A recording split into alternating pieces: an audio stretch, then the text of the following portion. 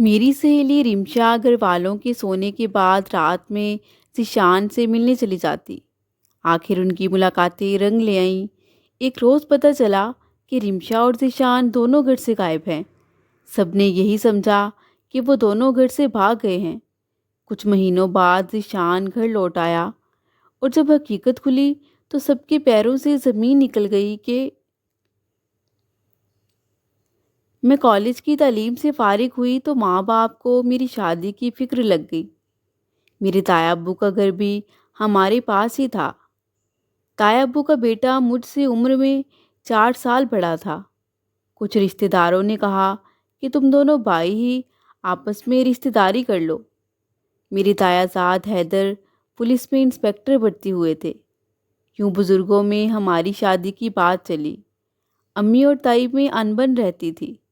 تائی یہ رشتہ بالکل ہونے نہ دینا چاہتی تھی کہ وہ اپنے بیٹے کے لیے اب کسی بڑے گھر کی بہو لا کر میری امی کو نیچا دکھانا چاہتی تھی۔ انہوں نے صاف انکار کر دیا کہ میں رامین کو اپنی بہو بالکل نہیں بناؤں گی۔ حیدر بھی مجھے پسند کرتے تھے۔ انہوں نے بھی ماں کو مجبور کیا۔ تایا بھی اس رشتے پر خوش تھے۔ یوں مردوں نے گھر کی عورتوں کے سلجھاؤ کو پس پش ڈال دیا اور پھر میرے دادا کے حتمی فیصلے کے بعد میری شادی حیدر سے ہو گئی۔ ہم دونوں ہی اس بندھن سے بہت خوش تھے۔ تائی البتہ مجھ سے کم ہی بات کرتی، لیکن میں خوش تھی کہ شوہر مجھ سے بہت محبت کرتے تھے۔ میں کبھی کبھی چھیڑنے کو انہیں کہہ دیتی کہ آپ پولیس والوں سے خدا بچائے۔ ان کی دوستی اچھی اور نہ دشمنی اچھی۔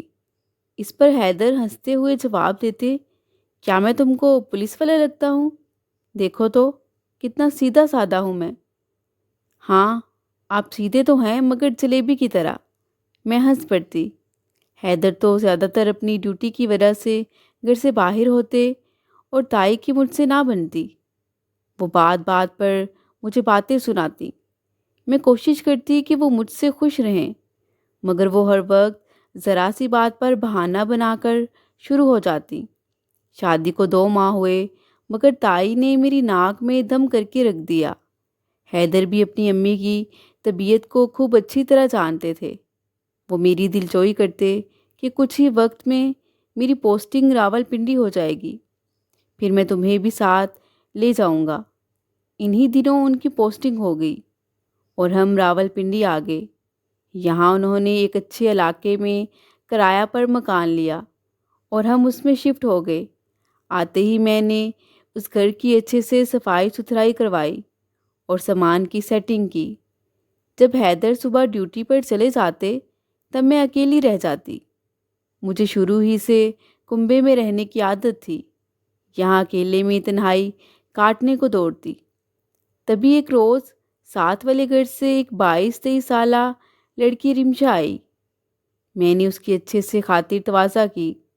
یہ خوبصورت ہنس مکھ سی لڑکی تھی۔ چونکہ میری ہی عمر کی تھی اس لیے پہلی ہی ملاقات میں ہماری خوب باتیں ہوئیں۔ اس اتنے بڑے گھر میں تنہا رہنا اور پھر ایسے میں رمشا کا آنا میرے لیے کسی نعمت سے کم نہ تھا۔ اب وہ روز کچھ دیر کو میرے پاس آ جاتی اور مجھے بھی اس کی کمپنی میں مزہ آتا۔ ایک خاص بات یہ تھی کہ اس کے پاس ناولز کی بہت اچھی کلیکشن تھی۔ جب وہ آتی میں اس سے فرمائش کرتی کہ کوئی اچھا سا ناول لا کر مجھے دو، میں گھر میں بور ہوتی رہتی ہوں، چلو ناول پڑھ کر ہی کچھ تنہائی دور ہو سکے۔ یوں وہ جب آتی مجھے کوئی نہ کوئی ناول لا دیتی۔ یہ لڑکی ہر وقت کلی کی طرح شگفتہ اور پھول کی مانند کھلی کھلی سی نظر آتی اور باتونی اتنی تھی کہ جب آتی قصے کہانیوں کا پٹھارا کھول دیتی۔ میں سن سن کر خوب ہنستی۔ اس نے بتایا کہ اس نے BA کیا ہے اور اس کے گھر والے ابھی اس کی شادی نہیں کرنا چاہتے کہ اس سے بڑے بہن بھائی گھر میں موجود ہیں۔ رفتہ رفتہ میری اس کے ساتھ دوستی گہری ہوتی گئی۔ وہ اکثر جب کچھ اچھا بناتی تو میرے لیے لاتی اور یوں ہم دونوں مل بیٹھ کر کھاتے۔ غرض اب وہ مجھ سے اپنے دل کی ہر بات کہنے لگی تھی۔ ایک دن اس نے مجھ سے کہا، رامین ایک بات کہوں، اگر تم کسی سے اس کا ذکر نہ کرو۔ میں نے کہا، کیوں نہیں، جتنی مرضی باتیں کہو۔ تب اس نے مجھ پر یہ انکشاف کیا کہ وہ سامنے گھر کے لڑکے سے محبت کرتی ہے۔ میں نے کہا، کون؟ یہ سامنے پراپرٹی ڈیلر کا بیٹا؟ وہ کہنے لگی، ہاں۔ اس لڑکے کا نام ذیشان تھا، جو کہ یونیورسٹی کی تعلیم کے بعد اب ایک اچھی جگہ جاب کرنے لگا تھا۔ رمشا اب بھی میرے پاس آتی، مگر اس کی گفتگو کا زیادہ تر موضوع ذیشان ہی ہوتا۔ وہ ہر بات کو گھما پھرا کر اسی کے تذکرے پر ختم کرتی تھی۔ اس کا انداز بیاں دلچسپ تھا، سو میں بھی اس کی دلی وارداتیں مزے لے لے کر سنا کرتی۔ اس نے مجھے بتایا کہ وہ ذیشان سے ملاقات کو بھی جاتی ہے۔ پہلے وہ گھر سے باہر ملتے تھے، مگر اب کالج کے بعد سے گھر والوں نے میرے گھر سے نکلنا بند کر دیا ہے، اس لیے اب میں چپکے سے ذیشان کے پچھلے گیٹ پر چلی جاتی ہوں۔ یوں وہ گیٹ کھول کر مجھے اندر اپنے کمرے میں لے جاتا ہے۔ ذیشان کے گھر میں اس کا باپ اور وہ ہی زیادہ رہتے تھے۔ اس کا چھوٹا بھائی اور ماں دادا دادی کے ساتھ کسی دوسری جگہ رہتے تھے۔ کبھی ذیشان کے ابو بھی گھر نہ ہوتے، اور کبھی وہ ہوتے بھی تو ان کو کوئی خبر نہ تھی کہ بیٹا کیا کر رہا ہے، کیونکہ ذیشان کا کمرہ اوپر کے پورشن میں تھا۔ میں اسے سمجھاتی تھی کہ نادان، ہوش کے ناخن لو، کہیں تمہارا یہ عشق تمہاری جان ہی نہ لے لے، مگر وہ باز نہ آئی۔ یہ مرض لا علاج چھپتا نہیں۔ پھر بات کھلی، گلی گلی عام ہوئی، خوشبو اڑی تو پھیلتی ہی چلی گئی۔ غیروں کو پہلے خبر ہوئی، اپنوں کو بعد میں پتہ چلا۔ محلے کے کچھ لوگوں نے اسے ذیشان کے گھر آتے جاتے دیکھ لیا تھا۔ بالآخر اس کے گھر والوں کو بھی سنگن ہو گئی۔ انہوں نے اس پر سختی کی۔ ماں اور بہنیں سمجھانے لگیں۔ باپ اور بھائی بیرون ملک تھا، مگر عشق کا دریا منہ زور وہ اس میں بہتی ہی چلی گئی۔ ماں کی روک ٹوک سے دبے ہوئے طوفان نے اور شدت اختیار کر لی، اور چوری چھپے راتوں کو بھی اس کی ملاقاتیں ذیشان سے ہونے لگیں۔ رات کو جب اسے یقین ہو جاتا کہ سب سو چکے ہیں تو وہ چپکے سے اپنے گھر سے نکل جاتی اور ذیشان کے گیٹ پر پہنچ جاتی۔ وہ گیٹ کھول کر اسے اوپر اپنے کمرے میں لے جاتا، اور صبح ہونے سے پہلے وہ گھر لوٹ آتی۔ مجھ سے بے تکلف تھی، میرے پاس آنے پر اسے روک ٹوک نہ تھی۔ شاید کہ میں ہی واحد ہستی تھی کہ جس پر وہ کامل بھروسہ کرتی تھی۔ اب وہ ہر ملاقات کا حال مجھ کو بتاتی، اور میں ہر بار اس کو کہتی، نادان، باز آ جاؤ، جس رستے پر تم چل رہی ہو اس کے آگے کوئی چمن نہیں، گڑھے اور کھائیاں ہی ہیں۔ دیکھو، اپنے ماں باپ کی عزت کا کچھ خیال کرو، جو تم کر رہی ہو اس کا نتیجہ اچھا نہ ہوگا۔ وہ میری باتیں ایک کان سے سنتی اور دوسرے سے اڑا دیتی۔ میرے منہ پر تو مجبوراً ہاں میں جواب دے دیتی، لیکن مجھے سمجھ آ رہی تھی کہ اس پر میری باتوں کا اثر ہونے والا نہیں، کہ وہ اب اس عشق کے سفر میں بہت دور نکل چکی تھی، جہاں سے واپس پلٹنا اس کے لیے بہت مشکل تھا۔ میں اسے کہتی، رمشا، اتنی جلد بازی نہیں کرو، تم تھوڑا صبر کرو، میں خود تمہاری امی سے تمہارے اور ذیشان کے رشتے کے لیے بات کروں گی، اور تم ذیشان سے بھی کہو کہ وہ اپنے ماں باپ کو بلا کر تمہارے گھر رشتے کے لیے بھیجے۔ مجھے امید ہے کہ تمہاری ماں مان ہی جائیں گی، مگر وہ کہتی کہ میرے ابو رشتے کے لیے کبھی نہیں ماننے والے۔ اگر وہ مان بھی گئے تو وہ پہلے بھائی کی شادی کرنا چاہتے ہیں، اور ابھی مجھ سے 2 بڑی بہنیں بھی موجود ہیں۔ وہ ایک کی شادی بھائی کے ساتھ ہی کر دیں گے اور دوسری کی بعد میں ہوگی۔ جہاں بھائی کی منگنی ہوئی ہے وہ لوگ شادی کے لیے زور دے رہے ہیں، اس لیے امی ابو پہلے بھائی اور ایک آپی کی شادی کرنا چاہتے ہیں کہ بھابھی گھر میں آ جائے، اور پھر دوسری آپی کی شادی کریں گے۔ اس کے بعد ہی میرا نمبر آئے گا، اور میں جس سفر پر اب چل پڑی ہوں مجھ سے اب صبر نہیں ہوتا۔ میں بس جلد از جلد ذیشان کی ہو جانا چاہتی ہوں۔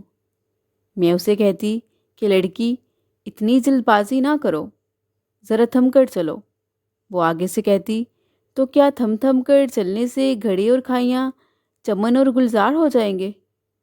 تب میں سر پکڑ کر کہتی، اچھا بابا، جا اپنا سر کھا، کل کلاں کچھ ایسا ویسا ہو گیا تو میرے پاس مت آنا، اور مجھ سے کچھ مت کہنا، اور نہ مجھ سے کوئی مدد کی امید رکھنا۔ وہ آگے سے کہتی، رامین میڈم، ہرگز نہ آؤں گی آپ کے پاس، اور نہ آپ جناب سے کچھ کہوں گی، یہ میرا وعدہ رہا۔ ادھر جب رمشا کے والد اور بھائی کو سنگن ہوئی تو وہ پاکستان آ گئے۔ انہوں نے اس سے سختی سے باز پرس کی۔ پھر تو یہ معاملہ اتنا بڑا کہ رمشا پر سختی کی بازگشت ہمارے گھر تک آنے لگی، اور اس کی مار کٹائی اور آہوزاری سے میرا سکون تہوبالا ہو گیا۔ اب اس نے میرے گھر آنا بھی ترک کر دیا تھا۔ باپ اور بھائیوں نے جب اس سے اس معاملے کے بارے میں پوچھا تو وہ بغیر کسی لحاظ کے کہنے لگی کہ ہاں، میں ذیشان سے محبت کرتی ہوں اور میں اس کے بغیر نہیں رہ سکتی۔ جب وہ کسی طور نہ سمجھی تو انہوں نے مار پیٹ سے کام لیا، اور اب تو دن میں ایک بار مجھے اس کی آہوزاری کی آوازیں ضرور سنائی دیتی۔ باپ اور بھائیوں نے اس کا میرے گھر آنے پر بھی پابندی لگا دی تھی۔ خدا جانے ذیشان نے اپنے گھر والوں سے بات کی تھی کہ نہیں۔ اس کے گھر والے نہیں مانے ہوں گے، کیونکہ ذیشان کے گھر سے رمشا کا رشتہ لینے کوئی نہ آیا، یا پھر شاید ذیشان جانتا تھا کہ رمشا کے گھر والے کسی طور نہیں مانیں گے۔ میں سوچتی تھی نہ جانے کب یہ جھگڑا ختم ہوگا اور اس کہانی کا کیا انجام ہوگا۔ اب میں رمشا کی خیریت دریافت نہ کر سکتی تھی، جس کا مجھے بے حد تجسس تھا، مگر اب اس پر پابندیاں لگ گئی تھیں۔ اس کہانی کا عافیت برا حل تو یہی تھا کہ رمشا اور ذیشان کے بزرگ ہوش سے کام لیتے اور دونوں کو ایک بندھن میں باندھ دیتے۔ شاید کہ یہ دونوں ہی ایک دوسرے سے والہانہ لگاؤ رکھتے تھے، لیکن یہاں معاملہ ایسا نہ تھا، کیونکہ نہ تو رمشا کے گھر والے ذیشان کو پسند کرتے تھے اور نہ ذیشان کے والدین رمشا کو اچھا جانتے تھے، کہ جو شادی سے پہلے ہی ان کے بیٹے سے راتوں کو ملاقاتیں کرتی تھی۔ رمشا ان دنوں سخت مایوسی اور افسردگی کا شکار تھی، لیکن وہ ذہنی طور پر بے حد توانا لڑکی تھی۔ ایسی نہ تھی کہ محبت میں ناکامی کی وجہ سے خودکشی کر لیتی یا اپنے آپ کو کوئی نقصان پہنچاتی۔ وہ کہتی تھی کہ ذیشان نہ بھی ملا تو میں ہرگز جینا نہ چھوڑوں گی، بلکہ زندہ رہ کر عمر بھر اس کی یاد میں بتا دوں گی۔ ان دنوں تایا جان یعنی میرے سسر کی طبیعت اچانک خراب ہو گئی۔ جب ہمیں پتہ چلا تو میں بھی حیدر کے ساتھ لاہور آ گئی۔ تایا جان کو ہارٹ اٹیک ہوا تھا۔ جب وہ ہسپتال سے گھر آئے تو انہوں نے ہمیں روک لیا کہ اب کچھ دن ہمارے پاس ہی رہو۔ حیدر نے بھی اپنی چھٹی بڑھا لی اور یوں ہم 15 دن تایا تائی کے پاس رہے۔ تائی کا رویہ بھی اب میرے ساتھ پہلے سے کافی اچھا تھا۔ میں خوش تھی کہ چلو انہوں نے مجھے قبول کر لیا۔ 15 دن بعد ہم واپس راولپنڈی لوٹے تو اچانک مجھے ملازمہ سے پتہ چلا کہ رمشا غائب ہو گئی ہے۔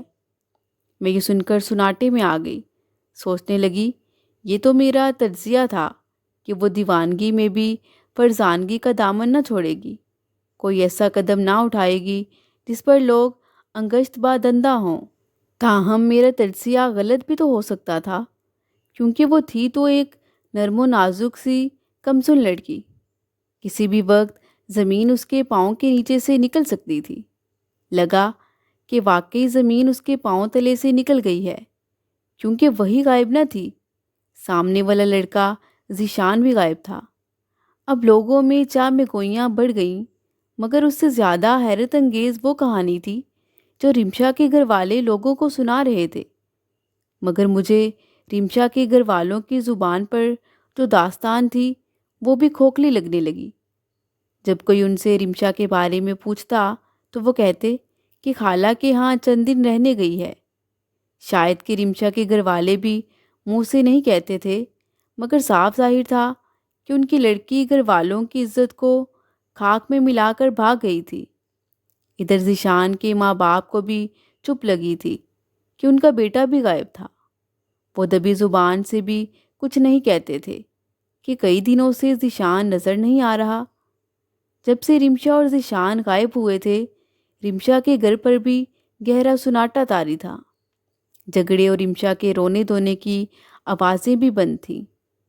چند ہی روز اس کی گمشدگی کا معاملہ چھپا رہا، لیکن بعد میں ہر کسی کو علم ہو گیا کہ وہ گھر سے ہی غائب ہو گئی ہے۔ مجھ کو اس کے بارے میں ایک طرف پریشانی تھی تو دوسری طرف حیرت بھی کہ آخر اس کے والد اور بھائی بیٹی کی گمشدگی کے بارے میں پولیس کی طرف رجوع کیوں نہیں کر رہے۔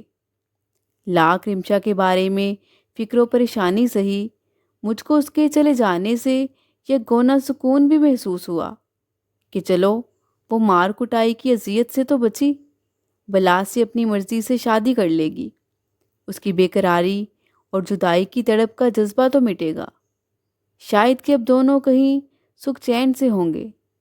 ان کے گھر والوں کو بھی کچھ عرصہ کے بعد بالآخر قرار آ ہی جائے گا، اور ہو سکتا ہے کہ انہیں وقت کے ساتھ معاف بھی کر ہی دیں۔ 15 دن گزر گئے مگر وہ واپس نہ آئی۔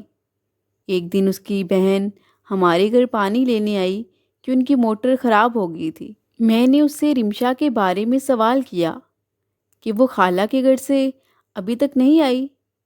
وہ کہنے لگی کہ وہاں اسے بخار آ گیا۔ اس سے اگلے دن یہ جو خبر سننے میں آ رہی تھی اسے سن کر میرے پیروں تلے سے زمین نکل گئی کہ رمشا کی موت ہو گئی ہے۔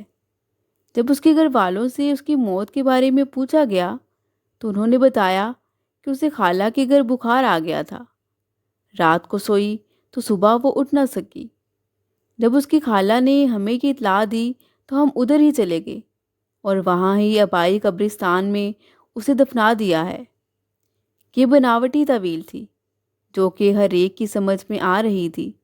شاید کہ اس کے گھر والے سمجھ رہے تھے کہ لوگ اس کہانی پر یقین کر لیں گے، مگر لوگوں کے تو جتنے منہ اتنی باتیں۔ لوگوں کا یہی خیال تھا کہ حقیقت کچھ اور ہے۔ یوں ہر طرف یہ خبر پھیل گئی کہ رمشا کی موت ہو گئی ہے، مگر ذیشان ابھی بھی غائب تھا۔ کسی کو سمجھ نہیں آ رہی تھی کہ آخر ذیشان کہاں ہے۔ حیرت کی بات یہ تھی کہ ذیشان کو غائب ہوئے 5 ماہ ہو چکے تھے، لیکن اس کے والدین نے ابھی تک پولیس میں کوئی رپورٹ وغیرہ درج نہیں کروائی تھی۔ حیدر اکثر آ کر کہ ان کی بیٹی کی موت ہو گئی ہے کہ میں تو ان لوگوں پر حیران اور میں اس کی یوں اچانک موت پر بھی حیران ہوں۔ اور دوسری طرف لڑکی کے گھر والے بھی ہر ایک کو یہی بتاتے ہیں کہ ہمارا بیٹا اتنے ماہ سے گھر سے غائب ہے، لیکن وہ بھی اس کی کوئی گمشدگی کی رپورٹ وغیرہ نہیں درج کرواتے، اور میں بس خاموش ہو جاتی کہ میرے ذہن میں بھی یہی خیال آتے تھے کہ کہیں ان دونوں کے گھر والوں کی کوئی ملی جلی سازش نہ ہو۔ مگر جب حقیقت کھلی تو وہ اس سب کے برعکس تھی، جسے سننے والے ہر فرد کے پیروں سے جیسے زمین سی نکل جاتی۔ ان دنوں رمشا اور ذیشان کی گمشدگی کو 6 ماہ گزرے تھے کہ میرے یہاں بیٹے کی پیدائش ہوئی۔ کچھ دن ہسپتال رہ کر جب میں گھر آئی تو ساس بھی میرے ساتھ تھیں۔ کچھ دن وہ میرے ساتھ رہیں اور منّے کو سنبھالتی۔ پھر انہوں نے مجھ کو مشورہ دیا کہ تم محلے کی کسی ایسی غریب عورت کو بلوا لو جو کچھ دن تمہاری اور منّے کی دیکھ بھال کر لے، کیونکہ میں بھی زیادہ دن ادھر نہیں رہ سکتی کہ میرے بغیر پیچھے سے گھر نہیں چلتا۔ تمہارے تایا بھی بیمار رہتے ہیں۔ میں نے ان سے کہا کہ ٹھیک ہے تائی جان، جیسے آپ کو بہتر لگے۔ اب مجھے ایک ایسی عورت کی تلاش تھی کہ جو میرے بچے کو سنبھال سکے۔ میں نے ذہن پر زور دیا تو یاد آیا کہ ہمارے محلے میں ایک اماں زبیدہ بھی تھی، جس کو زچہ و بچہ کے کاموں کے لیے لوگ اجرت پر بلاتے رہتے تھے۔ میں نے اپنی ملازمہ کو اماں زبیدہ سے بات کرنے بھیجا کہ مجھے ان کی ضرورت ہے۔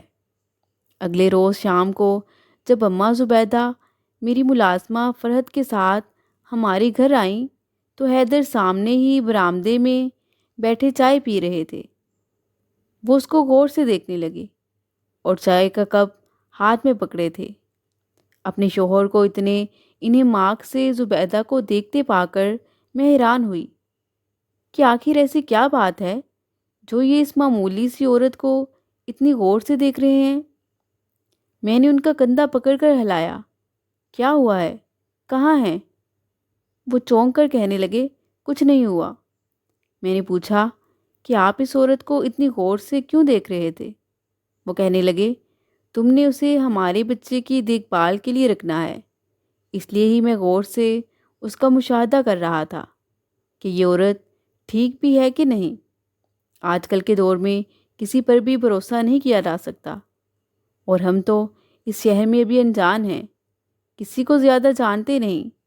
اس لیے میرے ذہن میں یہ وسوسہ آ رہا تھا کہ ایسا نہ ہو یہ ہمارے بیٹے کو ہی کوئی نقصان پہنچا دے۔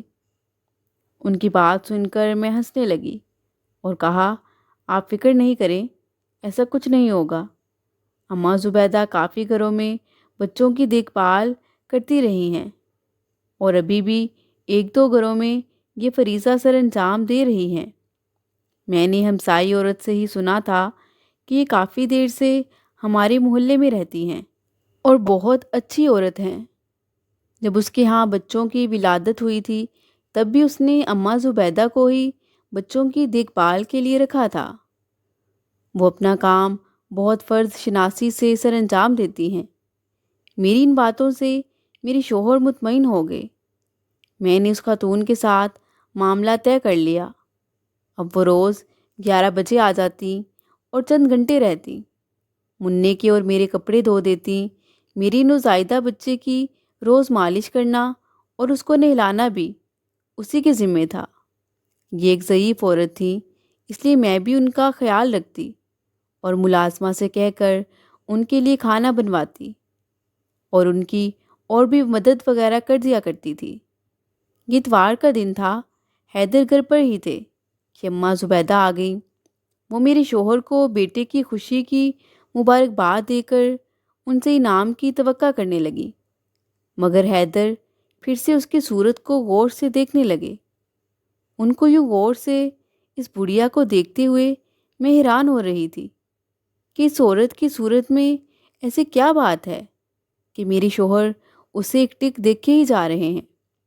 تب یہ خیال میرے ذہن میں کوندا کہ میرے میاں پولیس والے ہیں، اور زبان خلق یہی کہتی ہے کہ پولیس والوں کی نگاہوں سے خدا بچائے، کہ تفتیش کرنا اور شک و شبہ کی نگاہ سے دیکھنا تو ان کی تربیت میں شامل تھا۔ انہوں نے زبیدہ کو کچھ پیسے دیے۔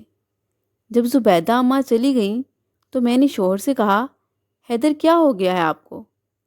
آپ تو اس بیچاری کی شکل کو یوں تکتے ہیں جیسے کسی مجرم کی ٹو لگا رہے ہوں۔ وہ کہنے لگے، ٹو لگانی پڑتی ہے۔ میں نے کہا، وہ تو بیچاری غریب اور محنت کش عورت ہے، بھلا کسی جرم سے اس کا کیا واسطہ؟ وہ کہنے لگے، چند دن صبر کرو، تمہارے سوالات کا جواب تمہیں مل جائے گا۔ مجھے نہیں معلوم انہوں نے کیسے اور کیوں کر اور کس معاملے کی ٹو لگائی۔ چھان بین کی، تفتیش سر انجام دیتے رہے، اور پھر اماں زبیدہ پر کیس بن گیا۔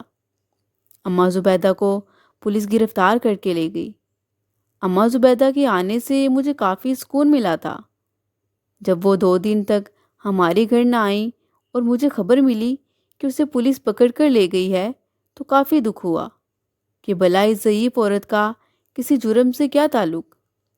میں نے حیدر سے بات کی تاکہ وہ اپنے اثر و رسوخ لگا کر اماں زبیدہ کی ضمانت کی کوئی سبیل نکال سکیں، کیونکہ وہ تو آفیسر تھے، مگر وہ کہنے لگے کہ اماں زبیدہ اب نہیں آئے گی، میں تمہارے لیے کسی اور عورت کا بندوبست کر دوں گا۔ جب میں ان سے وجہ پوچھنے لگی تو انہوں نے کہا، ابھی 1-2 دن انتظار کرو، تمہیں سب پتہ چل جائے گا۔ جب جرم پایا ثبوت کو پہنچا تو بات ظاہر ہو گئی۔ زبیدہ کے جرم کا تعلق رمشا کی موت سے نکلا، گویا رمشا کی موت زبیدہ کے ہاتھوں ہوئی تھی۔ جن دنوں رمشا کے گھر والوں نے رمشا پر پابندیاں لگائی ہوئی تھیں اور روز اس کی مار کٹائی کی آوازیں میرے گھر تک بھی آتی تھیں، انہی دنوں رمشا پر یہ انکشاف ہوا کہ وہ امید سے ہے۔ اس نے کسی طور پر یہ پیغام ذیشان تک پہنچایا۔ یہ خبر سنتے ہی ذیشان بھی سخت پریشان ہو گیا۔ اسے ڈر تھا کہ اگر رمشا کے گھر والوں یا اس کے گھر والوں میں سے کسی کو پتہ چل گیا تو وہ تو اس کی بری طرح سے شامت لے آئیں گے اور محلے میں بدنامی الگ سے ہوگی۔ اس نے رمشا کو پیغام بھجوایا کہ تم کل رات کو جب تمہیں موقع ملے گھر سے نکل کر چوک تک آ جانا، تم مجھے وہاں موجود پاؤ گی، پھر ہم اس مسئلے کا کوئی حل نکالتے ہیں۔ یوں رمشا اگلی رات 1:30 کے قریب جب اسے یقین ہو گیا کہ سب سو چکے ہیں، چادر اوڑھے گھر سے نکل گئی اور تیزی تیزی سے قدم اٹھاتی ہوئی چوک تک پہنچی۔ آگے اس نے ذیشان کو اپنا پہلے سے منتظر پایا۔ وہ اور ذیشان اکٹھے چلتے ہوئے گھروں سے دور ایک میدان میں گئے، جہاں وہ آپس میں کچھ دیر باتیں کرتے رہے۔ ذیشان نے اسے کہا کہ فی الحال ہمیں اس معاملے سے نجات حاصل کرنی ہوگی، ورنہ ہمارے لیے مشکلات بڑھ جائیں گی۔ یوں وہ اسے اماں زبیدہ کے گھر لے گیا، جسے اس نے پہلے ہی اس معاملے سے آگاہ کر رکھا تھا اور ایک موٹی رقم کا لالچ بھی دے رکھا تھا۔ اس اناڑی خاتون نے اپنے اناڑی پن کی وجہ سے اسے کوئی ایسی مہلک دوا دے دی کہ جس کے کھانے سے وہ ادھر ہی تڑپنے لگی اور جان سے ہاتھ دھو بیٹھی۔ ذیشان رات کے اندھیرے میں اماں کے گھر سے دم توڑتی رمشا کو گاڑی میں ڈال کر لے گیا تھا۔ اس کے بعد کا نہیں معلوم کہ اس نے اس کے بے جان لاشے کو کیسے اور کہاں دفن کیا۔ اگرچہ یہ قتل عمد نہ تھا، مگر زبیدہ کا کیا دھرا جرم کے زمرے میں تو آتا ہی تھا۔ اس جرم میں رمشا کے گھر والے شامل نہیں تھے، وہ تو قطعی طور پر اس معاملے سے لا علم تھے۔ وہ تو یہی سمجھ رہے تھے کہ ان کی بیٹی ان کی آنکھوں میں دھول جھونک کر ذیشان کے ساتھ بھاگ گئی ہے۔ انہوں نے اپنی عزت بچانے کے لیے یہی بہانہ گڑھا کہ ہماری لڑکی اپنی خالہ کے گھر گئی ہے۔ جب وہ کافی دنوں تک گھر سے غائب رہی اور بہت ڈھونڈنے کے بعد بھی نہ ملی، تو انہوں نے سب سے یہ کہہ دیا کہ خالہ کے گھر اسے بخار آیا، رات وہ سوئی اور صبح نہ اٹھی، جو کہ بالکل ایک بے بنیاد سا بہانہ تھا۔ رمشا کی موت کے بعد پکڑے جانے کے خوف سے ذیشان بھی کافی عرصہ گھر نہ لوٹا۔ 5 ماہ بعد جب وہ گھر آیا تو اس نے یہی کہا کہ اسے نہیں پتا کہ رمشا کہاں ہے۔ وہ تو اپنے دوست کے پاس کراچی ملازمت کے سلسلے میں گیا تھا۔ اس کے 1 ماہ بعد ہی اماں زبیدہ پر کیس بن گیا اور اس نے یہ سارا راز کھول دیا کہ ذیشان نے اسے ایسا کرنے پر مجبور کیا تھا۔ یوں پولیس نے ذیشان کو بھی گرفتار کر لیا۔ وہ اسرار و شوق والے باپ کا بیٹا تھا۔ کچھ عرصہ جیل میں رہا اور پھر رہا ہو کر بیرون ملک نکل گیا۔ اگر دونوں طرف کے والدین اس نازک صورتحال کو سمجھتے ہوئے ان کی شادی کروا دیتے تو ایسا واقعہ پیش نہ آتا۔ دونوں کے والدین محلے داری کی وجہ سے کچھ تنازعات کی بنا پر ایسی سنگین صورتحال کے باوجود شادی کرنے پر راضی نہ ہوئے، اور رمشا کو کیا ملا اس محبت کے چکر میں؟ والدین کے لیے بھی بدنامی کا ذریعہ بنی اور اپنی بھی جان سے ہاتھ دھو بیٹھی، جبکہ ذیشان آج خوش و خرم زندگی بسر کر رہا ہوگا۔ شاید کہ اسے رمشا یاد بھی نہ رہی ہو، شاید کہ رمشا اور ذیشان نے بدنامی کے ڈر سے ایسا خوفناک قدم اٹھا لیا ہو۔ مگر اس سارے واقعے میں اصل مجرم کون تھا، شاید کہ اس کا فیصلہ نہ ہو سکا۔ اگرچہ رمشا اور ذیشان خود چل کر اماں زبیدہ کی خدمات حاصل کرنے گئے تھے، مگر قانونی سزا کی صورت میں اماں زبیدہ کو اس کے کیے کی سزا ضعیفی میں قید کی صورت میں مل گئی۔ سب بہنوں سے گزارش ہے کہ وہ وقتی لذت اور ایسی ناپاک محبتوں سے بچیں کہ جن کا انجام رمشا جیسا ہوتا ہے۔ اللہ پاک سے دعا ہے کہ وہ تمام بیٹیوں کو نیک ہدایت دے۔ مزید دلچسپ اور سچی کہانیوں کے لیے چینل کو سبسکرائب کریں۔